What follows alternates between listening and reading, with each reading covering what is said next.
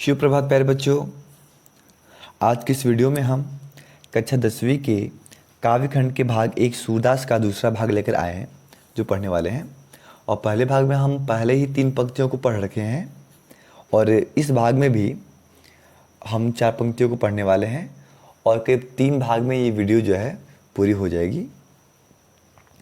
तो चौथी पंक्ति अपने हम शुरू करते हैं। देखिए, इस पंक्ति में श्री कृष्ण अपनी माता यशोदा से झगड़ा कर रहे हैं। अब कारण क्या है? तो सारे ग्वाले बालक गैया चराने जाते थे और श्री कृष्ण गाय चराने नहीं जाते थे। तो इसलिए श्री कृष्ण अपनी माता यशोदा से झगड़ा कर रहे हैं कि मैं भी अपनी गायों को चराऊंगा। तो श्री कृष्ण अपनी माता यशोदा से बोलते हैं कि मैं अपनी सब गाय चराए हूँ, मैया मैं भी अपनी सभी गायों को चराऊंगा। प्रातः होत सुबह होते ही बल के संग जय हो, भैया बदाऊ सा जाऊंगा तेरे कहे न रहे हो। तो ग्वाल बाल गायन के भीतर नैको डर नहीं लागत, आज न सुबह नंद दुहाई रहनी रहूंगो जागत। और ग्वाल सब गाय चराहे मैं घर बैठे रहे हो, सूर्य श्याम तुम सोई रहो अब प्रात जान मैं दे हो। देखते हैं, पहले हम एक एक शब्द का अर्थ जानेंगे, फिर उस वाक्य का अर्थ जानेंगे और उसके बाद पूरी की पूरी पंक्ति का अर्थ एक बार में देखेंगे। मैं अर्थात मैं, श्री कृष्ण खुद के लिए बोल रहे हैं कि मैं अपनी सारी गैयों को चराऊंगा। मैं अपनी सब गाय चराई हूँ, हे माँ मैं अपनी सारी गायों को चराऊंगा। प्रातः होत सुबह होते ही बल के भैया बलराम के बल अर्थात बलदाऊ श्री कृष्ण के बड़े भाई बल के संग जय हूँ, भैया बलदाऊ के संग मैंने साथ में जय हूँ जाऊँगा। तेरे कहे तुम्हारे कहने पर भी न रहे हूँ रुकूंगा नहीं। प्रातः होत बल के संग जय हूँ, तेरे कहे न रहे हूँ। सुबह होते ही भैया बलदाऊ के साथ जाऊँगा, तुम्हारे कहने पर भी रुकूंगा नहीं। क्योंकि ग्वाले बालकों के गायिनी गैयों के भीतर बीच में न कहूँ जरा सा भी डर नहीं लगता है। ग्वाल बाल गायन के भीतर न कहूँ डर नहीं लागत, मुझे ग्वाले बालकों और गैयों के बीच में जरा सा भी डर नहीं लगता है। और आज न सोवाऊँ नहीं सोऊंगा, नंद दुहाई मुझे नंद बाबा की दुहाई था सौगंध कसम है। रैनी पूरी रात रहूँगो जागता ही रहूँगा। आज न सुबह नंद दुहाई मैं आज नहीं सोऊंगा, मुझे नंद बाबा की सौगंध है। रैनी रहूँगो जागत पूरी रात जागता रहूँगा। क्योंकि और ग्वाल सब गाय चराए हैं और ग्वाल बाकी के ग्वाले बालक सारे के सारे गाय चराए हैं, गैयों को चराएंगे और मैं घर बैठे रहे हूँ। यह प्रश्न किया अपनी माता से कि मैं घर पे बैठा रहूँगा, नहीं मैं भी जाऊँगा।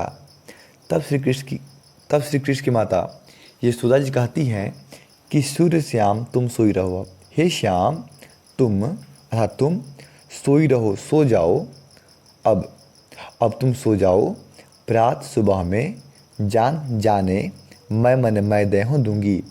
श्याम तुम सोई रहो अब, प्यारे कृष्णा अब तुम सो जाओ, प्रात जान मैं देहो मैं तुम्हें सुबह अवश्य जाने दूंगी।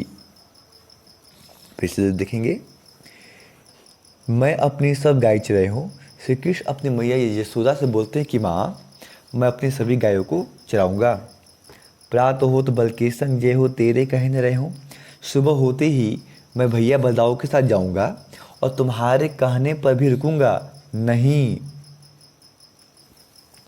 ग्वाल बाल गायन के भीतर नैको डर नहीं लागत, ग्वाले बालकों और गैयों के बीच में मुझे जरा भी डर नहीं लगता है। आज न सोवा नंद दुहाई मैं आज नहीं सोऊंगा, मुझे नंद बाबा की सौगंध है। रैनी रहूँगो जागत पूरी रात जागता रहूँगा। और ग्वाल सब गाय चराए हैं, वहाँ सारे के सारे ग्वाले अपनी गायों को चराएंगे और मैं घर बैठे रहे हूँ और मैं घर पे बैठा रहूँगा, नहीं माँ मैं भी जाऊँगा। इस पर यशोदा माँ कहती हैं कि सूर श्याम तुम सोई रहो अब, हे प्यारे कृष्णा बेटे अब तुम सो जाओ, प्रात जान में दे हो, सुबह होते ही मैं तुम्हें अवश्य जाने दूंगी। अब हम अपनी अगली पंक्ति देखते हैं। देखिए इस पंक्ति में श्री कृष्ण अपनी मैया से जिद कर रहे हैं कि मैया मैं अपनी गायों को चराऊंगा नहीं। जबकि इससे ऊपर की जो पंक्ति अभी हमने पढ़ी, चौथी पंक्ति, उसमें क्या था कि श्री कृष्ण अपनी माता से झगड़ रहे थे कि मुझे गायों को चराना है, और इसमें झगड़ रहे हैं कि मैं गायों को चराने नहीं जाऊंगा। क्या कहते हैं कि मैया हौ न चरे हो गाई, सिगरे ग्वाल घिरावत मोसो मेरे पाई पिराई, जौना पत्या ही पूछी बलदाओ ही अपनी सौंह दिवाई। यह सुनी माई जसोदा ग्वालिन गारी देती रिसाई, मैं पठवती अपने लड़का को आवे मन बहराई, सूर्य श्याम मेरो अति बालक भारत ताहि दिगाई। यहाँ भारत लिखा है, ये गलती से यहाँ मारत होगा। चलिए तो इसका अर्थ देख लेते हैं। श्री कृष्ण कहते हैं कि मैया मेरी माँ, हौ अर्थात मैं, हौ अर्थात मैं, न मने नहीं, चरे हूँ चराऊँगा गाई गैये को, मैया हौ न चरे हों गाई, मैया मैं अपनी गायों को नहीं चराऊँगा। सिगरे सभी ग्वाल ग्वाले, घिरावत घिरवाते हैं मोसो मुझसे ही।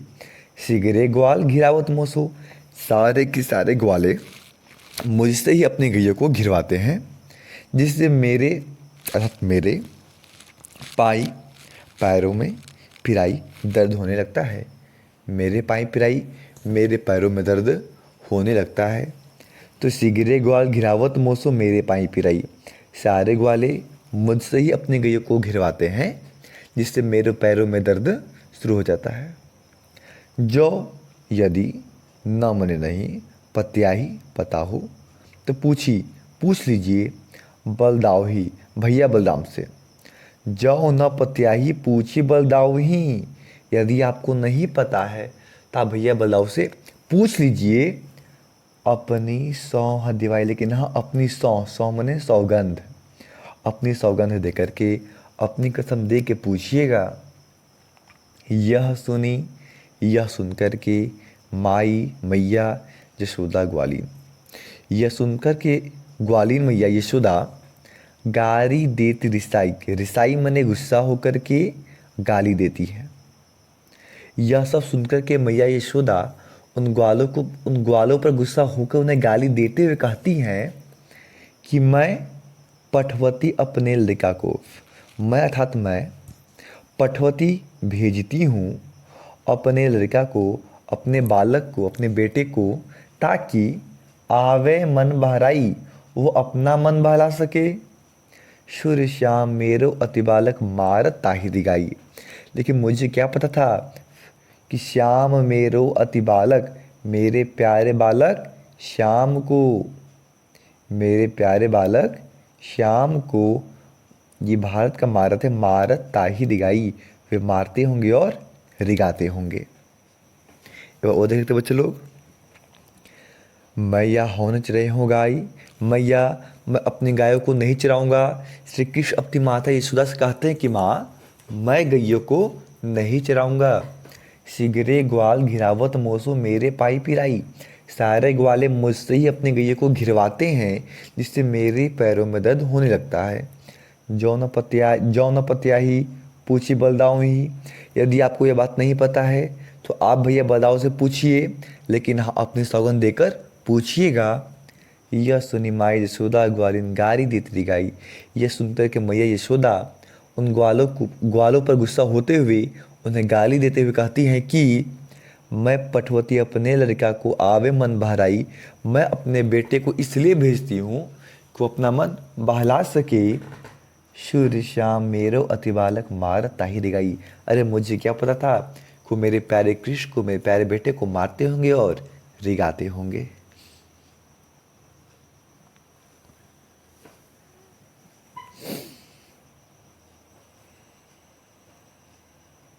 आइए बच्चों, अब हम अपनी छठी पंक्ति को देखते हैं।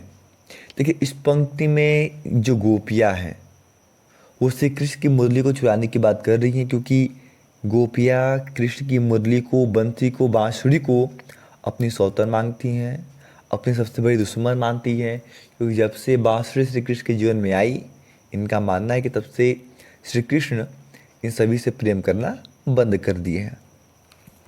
तो देखिए गोपियाँ क्या क्या कहती हैं कि सखी री मुरली लीजे छोरी, जिनी गोपाल किन्हीं अपने बस प्रीति सबने की तोरी, छिन इक घर भीतर निशिबासा धरत न कबहू छोरी। कबहू कर कबहू अधरनी कटी कबहू खोसत जोरी, ना जानो कछ मेली मोहनी राखे अंग अंग भोरी, सूरदास प्रभु को मन सजनी बांधी राखी डोरी। तो सखी री, हे सखियों, एक गोपी अन्य गोपियों से बोलती है कि हे सखियों, मुरली लीजिए चोरी, आओ हम कृष्ण की मुरली को, बांसुरी को चुरा लेते हैं। सखी री मुरली लीजिए चोरी, हे सखियों आओ हम कृष्ण की मुरली को चुरा लेते हैं। जिसने गोपाल कृष्ण को किन्हे कर लिया है अपने बस में, प्रीति प्रेम को, हम सभी के प्रेम को, सबनी सभी के प्रीति सबनी और हम सभी के प्रेम को तोड़ दी है। तो जिनी गोपाल कीन्हे अपने बस प्रीति सबने तोड़ी, जिसने श्री कृष्ण को अपने बस में कर लिया, हम सभी के प्रेम को तोड़कर उस मुरली को हम चुरा लेते हैं। छिन एक क्षण भी, छिन मने क्षण, एक मने एक, तो एक क्षण के लिए भी, चाहे वो घर के भीतर हो या बाहर हो, निसी रात हो, बासर दिन हो, धरत रखते हैं न कबहू छोरी, उससे कभी भी अपने से दूर नहीं रखते हैं, कभी छोड़ते नहीं हैं। तो छिन इक घर भीतर निशिबासर धरत न कबहू छोरी, एक क्षण के लिए भी, चाहे घर के भीतर हो या घर के बाहर हो, रात हो या दिन हो, कृष्ण कभी भी मुरली को अपने से दूर नहीं रखते। कबहू कर अर्थात हाथ होता है, तो कबहू कर कभी हाथों में, कबहू अधरने का अर्थ होता है होठ, कभी होठों पर, कटी मने कमर में, कबहू खोसत जोरी। श्री कृष्ण आप देखे होंगे या तो अपने हाथों में ले लेते बंसी को, या होठों से बजाते हैं, या अपने कमर में खोसे रखते हैं। तो वही बात कही गई है कि कबहू कर कबहू अधरनी कटी कबहू खोसत जोरी। कभी श्री कृष्ण मुरली को अपने हाथों में ले रहते हैं, कभी उसे अपने होठों पे बजा रहे होते हैं, तो कभी उन्हें अपने कमर में खोसते रखते हैं। ना जानो न जाने कछु कौन सी मेली मोहनी मंत्र, न जानो कछु मेली मोहनी, न जाने कौन सा मोहनी मंत्र बांसुरी कर दी है श्री कृष्ण पर कि राखे अंग अंग भोरी। भोरी का मतलब था लगाना या लगा के रखना, कि श्री कृष्ण उस मुरली को अपने अंग अंग से लगाकर रखते हैं। सूरदास प्रभु को मन सजनी बांधी राखी डोरी। गोपियाँ कहती हैं कि प्रभु को मन सजनी, वो प्रभु के मन की सजनी बन गई है, बांसुरी श्री कृष्ण के मन की सजनी बन गई है, और बांधियो राखी डोरी, और न जाने कौन से प्रेम रूपी धागे से कृष्ण को अपने प्रेम में बांध ली है। तो आप पुनः देखेंगे, सखीरी मुरली लीजिए चोरी, एक गोपी अन्य गोपियों से कहती कि हे सखियों चलो हम श्री कृष्ण की मुरली को चुरा लेते हैं। जिन्हीं गोपाल की नहीं अपने बस प्रीति सबने की तोरी, न जाने कैसे मुरली ने श्री कृष्ण को अपने बस में कर लिया है और हम सभी के प्रेम को तोड़ा दी है।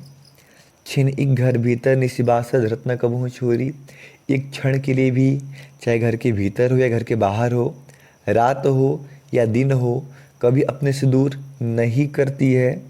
कबहू कर कबहू अधरनी कटी कबहू खोस जोरी, कभी कृष्ण उसे अपने हाथों में, कभी अपने होठों पर, तो कभी अपने कमर में खोसे रखते हैं। और ना जानो कछ मेली मोहनी राखे अंग अंग भोरी, और न जाने मुरली ने कृष्ण पर कौन सा मोहनी मंत्र कर दिया है कि कृष्ण उसे अपने अंग अंग से लगाकर रखते हैं।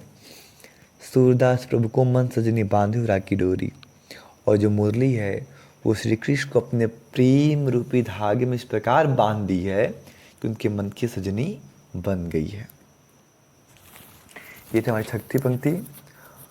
देखते हैं अगली पंक्ति को जल्दी से।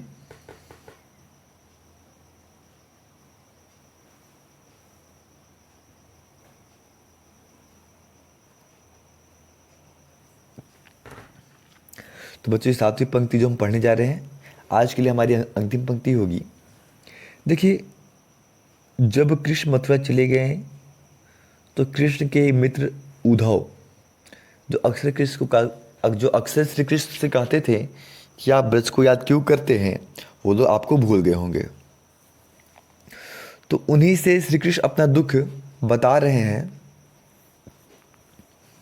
कि उद्धव मोहि ब्रज बिसरत नाही, वृंदावन गोकुलबन उपवन सघन कुंज की छाही, प्रात समय माता जसमती अरु नंद देख सुख पावत, माखन रोटी दही सजाइयो अति हित साथ खवावत, गोपी ग्वाल बाल सब खेलत सब दिन हंसत सिरात, सूरदास धन धन बजवासी जिनसो हित जरुतात। देखिए बच्चों, बहुत मनोरम पंक्तियाँ कही गई हैं सूरदास द्वारा कि उद्धव, श्री कृष्ण उद्धव से बोलते कि हे उद्धव, मोहि मुझे ब्रज बिसरत भूलता नहीं है। हे उद्धव, मोहि ब्रज बिसरत नहीं, मुझे ब्रज भूलता नहीं है, बल्कि मुझे ब्रज की बहुत ही ज़्यादा याद आती है। वृंदावन, वो वृंदावन, गोकुल वन, गोकुल के वन, उपवन, बागीचे और सघन कुंज, वे घने, सघन माने घने, कुंज अर्थात पेड़, तो घने पेड़ की छाही अर्थात घने पेड़ों की छाया, सघन कुंज की छाही, घने पेड़ों की छाया मुझे बहुत ही ज़्यादा याद आती है। तो वृंदावन गोकुल वन उपवन सघन कुंज की छाही, तो वृंदावन, गोकुल के वन, बागीचे और घने पेड़ों की छाया मुझे बहुत ही ज़्यादा याद आती है। प्रात समय, सुबह के समय माता जशुमती, मैया यशोदा, अरु अर्थात और नंद बाबा को देखकर सुख पावत, मुझे बहुत ही सुख की अनुभूति होती है। माखन रोटी दही सजाइयो, माखन रोटी दही को सजा करके अति हित साथ खवावत, अति मने बहुत ही, हित मने प्रेम के साथ मने साथ खवावत खिलाया करती थी। तो माखन रोटी दही सजाइयो अति हित साथ खवावत, मैया यशोदा मुझे माखन रोटी दही को एक थाली में सजा कर के और बहुत ही प्रेम से मुझे खिलाया करती थी। गोपियों के, ग्वाले बालकों के संग साथ में खेलते हुए, गोपी ग्वाल बाल संग खेलत, गोपियों और ग्वाले बालकों के साथ खेलते हुए सब दिन हंसत सिरात, सब दिन सारा दिन हंसते हुए सिरात बीत जाया करता था। सूरदास धन्य ब्रजवासी, सूरदास कहते हैं कि हे ब्रजवासी, आप बहुत ही धन्य हैं, आप बहुत ही धन्य हैं, जिनसो हित जरुतात, क्योंकि जिनके हित भलाई के लिए जदु मने जुदा होकर के, तात मने श्री कृष्ण स्वयं रो रहे हैं, अर्थात जिनसे जुदा होकर श्री कृष्ण खुद रो रहे हैं, भगवान खुद रो रहे हैं। तो हे ब्रजवासी, आप सभी बहुत ही धन्य हैं। तो एक बार फिर से देखेंगे कि उद्धव मोहि ब्रज बिसरते नाही, वृंदावन गोकुल बन उपवन सघन कुंज की छाही, प्रात समय माता जसुमती अरु नंद देखि सुखी पावत, माखन रोटी दह्यो सजायो अति हित साथ खवावत, गोपी ग्वाल बाल संग खेलत सब दिन हंसत सिरात, सूरदास धन्य ब्रजवासी जिनसो हित जदुतात, उद्धव मोहि ब्रज बिसरते नाही, उद्धव मोहि ब्रज बिसरते नाही। श्री कृष्ण उद्धव से कहते कि हे उद्धव, मोहि ब्रज बिसरत नाही, मुझे ब्रज भूलता नहीं है। वृंदावन गोकुल बन उपवन सघन कुंज की छाही। वो वृंदावन, वे गोकुल के वन, बागीचे और घने पेड़ों की छाया मुझे बहुत याद आती है। प्रातः समय माता जसोमती और नंद देख सुख पावत।